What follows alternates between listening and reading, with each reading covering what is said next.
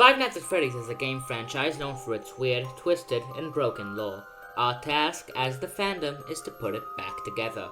But I feel we have strayed from our task for unimportant conversations. Is Cassidy a boy or a girl?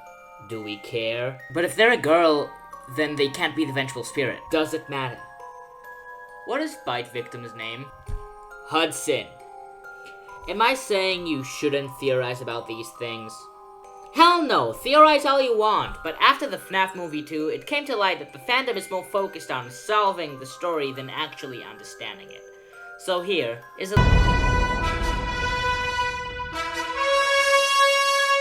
People love to point out parallels between FNaF characters. Well, here's a parallel for you. Parent neglects kid for their own self-interest. His kid gets heavily traumatized and/or dies. Sounds familiar? That's because that's the story of every child in FNaF. David, dead. Crying child, traumatized and dead. Michael, traumatized, eventually dead. Elizabeth, dead. Charlie, dead and traumatized. Midnight Motorist, runaway? Actually, we don't know, but they are neglected for the sake of alcohol, and considering the state of their home, they are probably traumatized. This is what those who called the parents in FNaF 2 movie unrealistic didn't realize. This is a franchise about child neglect. It is the main theme of literally all of it. Parents being neglectful in Child Neglect the Movie 2 is the point. It's like the people who complained about Jax being too mean when episode 2 of The Amazing Digital Circus came out. Or that the ending of Squid Game was too dark. Both of those are intentional and fully in line with the themes of the franchise. You fucking... Never create anything in FNaF. It will kill you, or torture you, or both. Edwin creates... and also has ties to Fall Fest. One of these kills his wife, the other kills his son. The Mimic also tries killing him. Henry works with William, giving him power and wealth. William immediately uses his power and wealth to kill Henry's daughter, having her possessed by the puppet, another one of Henry's creations. William gets Henry/Edwin to create the Springlocks. Fredbear, a Springlock, proceeds to kill his son. Then he creates the Fun Times, which proceed to kill his daughter. Then he kills 5 children, which chase him into a Springlock, killing him back. Every single animatronic he's created tries to kill his eldest son, Michael.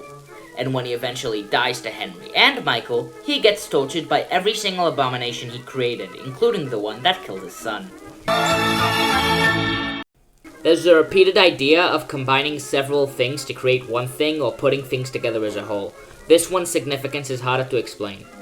It is definitely significant, but I've yet to figure out why. Obviously there's Ennard, he's several animatronics put together, and the Candy Cadet stories, and Glamrock Freddy ends up being a combination of parts from the entire band in the Burn Trap ending. And here's a montage of every time putting things together is mentioned. I will put you back together. I will put you back together. What's in the box? The pieces put together. Let me put you back together. I put her back together. This is just a phrase that said a lot. Here's some footage. Embarrassing. This is so embarrassing, guys. It's me. It said it's me! It's me. It's me. My opinion is that these motifs are representative of a loss of identity. Until FNaF 6, we don't know the identity of any of the missing children. Even by the end of it, we only know the identity of 4. The name Charlie is never said, instead we get it from the books and movies. The name Cassidy is found in the logbook. Crying Child's name is still speculated upon. Dave, Adam, fuck you! They're just the missing children's incident, the Fazbear tragedies, forgotten names and faces. It's me I'm not just part of a collective tragedy, I'm my own person. Fire, fire, fire, fire, fire. Fire is also a motif of this story. I'm gonna make this quick. FNaF 3, fire. FNaF 6, fire. Fall Fest, fire. Seemingly twice. Security breach, fire. William Afton, burned to death. Twice. Fiona, burned to death. Hudson, burned to death. The owl, burned to death. The oven door closed. The witch will finally have her meal. I hope you die in a fire! Grim Foxy! For the most part, FNaF uses the 80s as a setting. Of course, there's security breach, which probably happens in the far, far future of 2027. But it's still themed after the 80s glam rock aesthetic. Other than Scott himself being born in 1978 and growing up in the 80s, this has another significance. Stranger danger. Remember, from 1985 until the mid-90s, there were missing children on every milk carton in America. National Missing Children's Day was established in 1983 by President Reagan, exactly 4 years after the disappearance of Ed and Pat in 1979.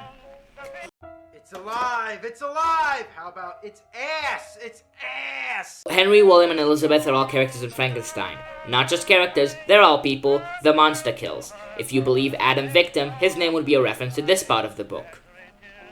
I ought to be thy Adam, but I am rather the fallen angel whom thou drivest from joy for no misdeed. Everywhere I see bliss from which I alone am irrevocably excluded. I was benevolent and good, misery made me a fiend. Make me happy, and I shall again be virtuous.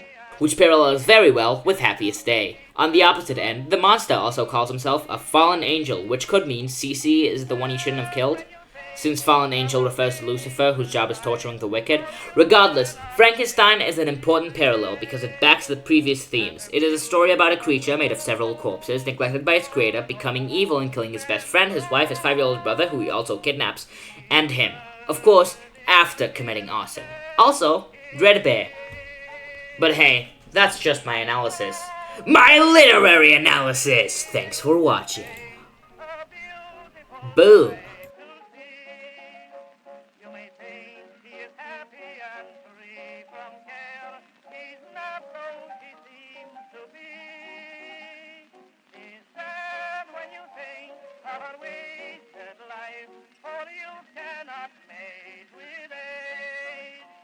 And her beauty was sold for an old man's gold. He's a bird in a gilded cage.